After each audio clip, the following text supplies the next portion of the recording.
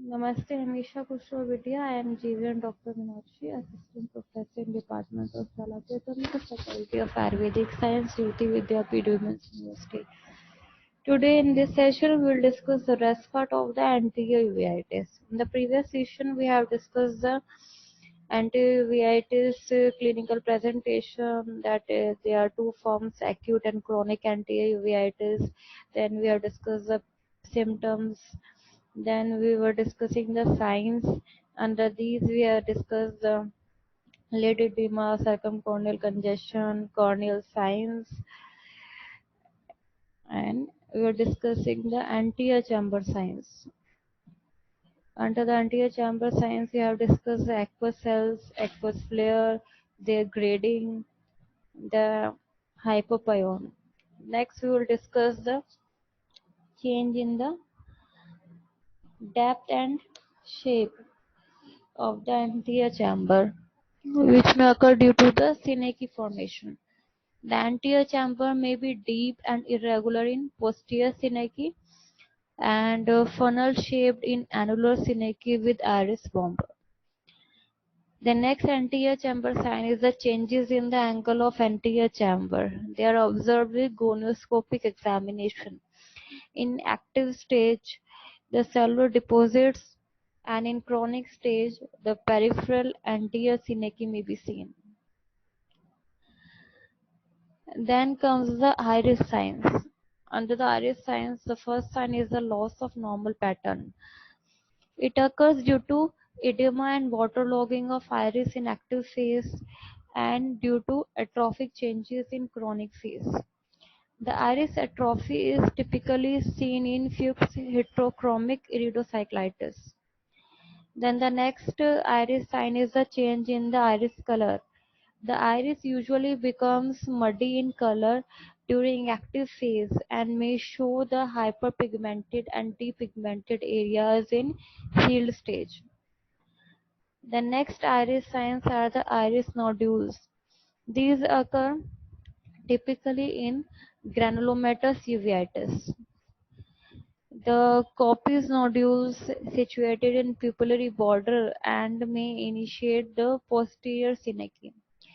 Next are the Bokassa's nodules, which are situated near the correlate, are large and but less common than the Kopis nodules.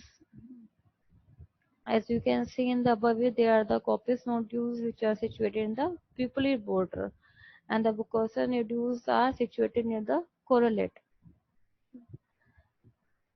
Then next iris sign is the posterior Seneca. These are the adhesions between the posterior surface of iris and the anterior capsule of lens or any other structure, which may be artificial lens after cataract or posterior capsule left after extracapsular cataract extraction or anterior hyaloid face. These are formed due to the organization of the fibrin-rich exudates. Morphologically, the posterior Seneca may be segmental, annular, or total. Then there is a term called the ring Seneca, the annular adhesions of the pupillary margin to the anterior capsule of lens. It is called the ring Seneca. They prevent the circulation of the aqueous humor from posterior chamber to the anterior chamber, and the term seclusio pupillae is used.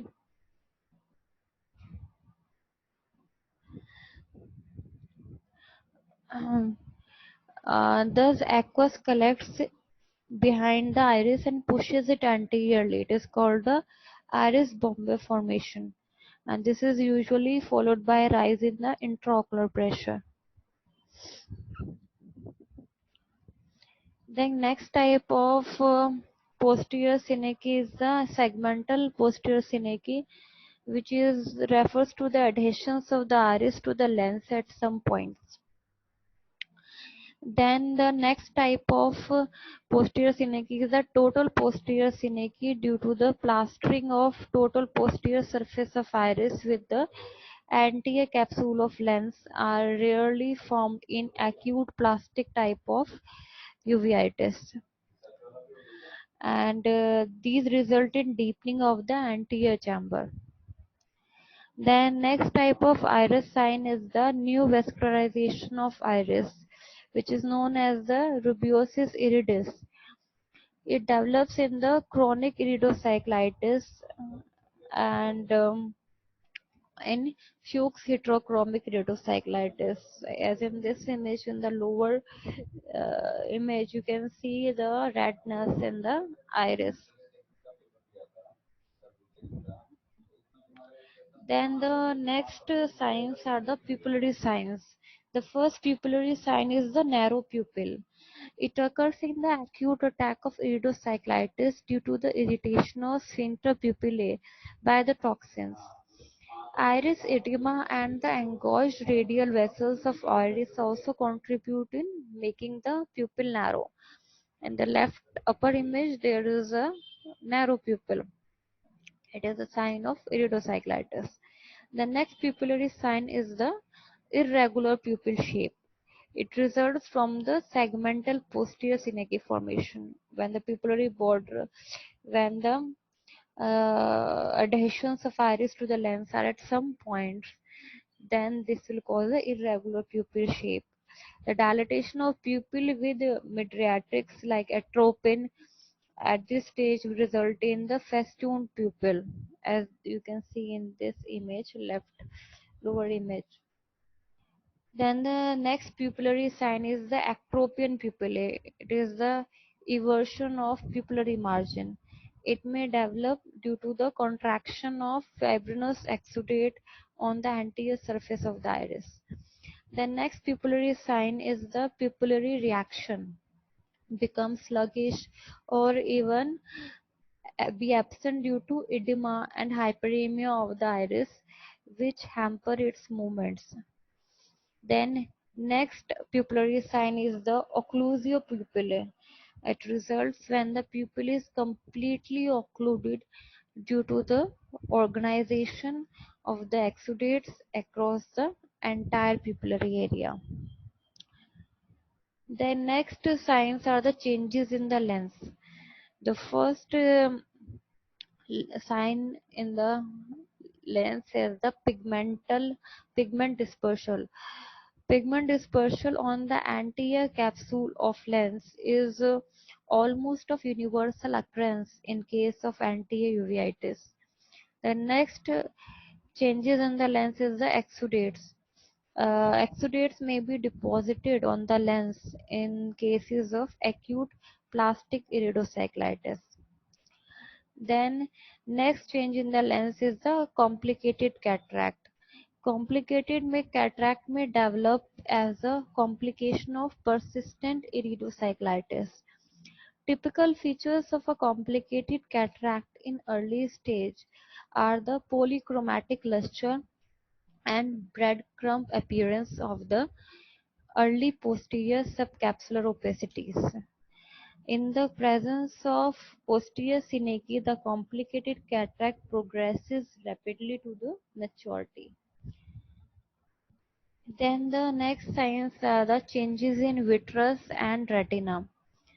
The anterior vitreous may show exudates and inflammatory cells. They may be seen after an attack of acute iridocyclitis. Then next change in the vitreous and retina are the cystoid macular edema, which is also known as the CME, which may occur especially in the chronic iridocyclitis. Then there next sign is the changes in intraocular pressure. The intraocular pressure in case of iridocyclitis or anterior uveitis may be normal. It may be increased in case of secondary glaucoma, or it may be decreased in acute iridocyclitis due to acute ciliary shock, and in chronic long-standing iridocyclitis due to atrophy of ciliary process, ultimately leading to phthisis bulbi. Next session we will discuss the complications and sequelae of anterior uveitis. Thank you so much. This session is powered by digital version 2.0 Jyoti Vidyapeeth Women's University. I hope you are satisfied with my digital session. If you have any query, please mention in the comment box. I will resolve it. Thank you so much.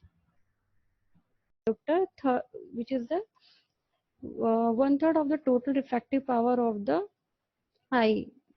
It is a 3/4 of the total refractive power of eye. That is, the total refractive power of eye is 60 diopter, and that of cornea is 45 diopter. Then the histology, there are 6 layers: anterior epithelium, Bowman's membrane, central stroma, Dua's layer, Descemet's membrane, endothelium. You can see in this image the epithelium, Bowman's layer, stroma, Dua's layer, Descemet's layer, and endothelium. First, the epithelium. The cornea epithelium is stratified, squamous, and non-keratinized. It is continuous with conjunctival epithelium at limbus, but having no goblet cells. Thickness is 50 to 90 micrometer. Consists of 5 or 6 layers of nucleated cells resting on a basal lamina, namely the basal cells, wing cells, and the surface cells. The basal lamina is secreted by the basal cells. It is 0.1 to 1 micrometer wide. Ultrastructurally, it is distinguished in two parts: lamina lucida and lamina densa. Lamina lucida is superficial, lamina densa is deep osmophilic. Then epithelial turnover. The early study suggested that the epithelium replaced approximately weekly by division of basal cells and the older shell from the surface. It is now recognized that the germinative region lies at the limbus. The stem cells and the cells migrate at a very slow rate to the center of cornea, which may be as long as the ear. Second layer, the Bowman's membrane. It binds the corneal stroma anteriorly with basement membrane of epithelium. It is not a true elastic membrane. Once destroyed, does not regenerate. Shows considerable resistance to infection and injury. Third layer is the stroma, which is 0.5 mm thick. The stroma or substantia propria occupies about 90% of the total corneal thickness, composed of corneal collagen fibrils, keratocytes, and extracellular ground substances. The lamellae are arranged in many layers, 200 to 250, and are parallel to each other. The anterior one-third stroma has a lamella are thin, and in the posterior two-third of the stroma, the lamellae are larger. Next layer is the Dua's layer, which was discovered by Dr. Harminder Singh Dua at the University of Nottingham in 2013. It is a fourth layer, which is 15 microns thick. It is a strong layer and impervious to air. The fifth layer is the Descemet's membrane. It is a strong homogeneous layer. It is a basement membrane of endothelium made up of the collagen and glycoproteins. It is elastic. It can regenerate. It has a resistance to chemical agents, infection, and pathological processes. The peripheral rim of Descemet's membrane is the internal landmark of the corneal limbus, and also it is the anterior limit of the trabecular measure, which is called the Schwalbe's line. Then the last layer is the endothelium. Corneal endothelium is a simple squamous epithelium. Endothelial cells are hexagonal, which forms a continuous mosaic pattern, best seen in specular microscopy. Cell density at birth is 6,000 cells per micrometer square, and in young adults 2,500 to 3,000 cells per square millimeter. The endothelial cells cannot divide or replicate. With aging, the cell density of the endothelium decreases, which is compensated by an increase in the cell size or shape. As these endothelial cells are involved in corneal hydration, they help in maintenance of corneal transparency. The blood supply of cornea. The cornea is a vascular structure. Small loops derived from the anterior ciliary vessels invade its periphery for about 1 mm. Actually, these loops are not in cornea, but in the subconjunctival tissue which overlaps the cornea. Then the nerve supply of the cornea. Cornea is supplied by the anterior ciliary nerves, which are branches of the ophthalmic division of fifth cranial nerve. After going about 2 mm in cornea, the nerve loses their myelin sheath and divides dichotomously and forms three plexus: stromal plexus, subepithelial plexus, and the interepithelial plexus. Then the applied physiology of cornea. Primary physiological functions of the cornea are to act as a major refractive medium and to protect the intraocular contents. Then the last point is corneal transparency. It is a result of peculiar arrangement of corneal lamellae, peculiar refractive index of corneal lamellae, vascularity of the cornea, relative state of dehydration, swelling pressure of stroma counters the imbibition effect of IOP, and corneal crystallines, water-soluble proteins of the keratocytes. Thank you so much. This session is powered by digital version 2.0, Jyoti Vidyapeeth Women's University. I hope you are satisfied with my digital session. If you have any query, please write in the comment box. I will resolve it. Thank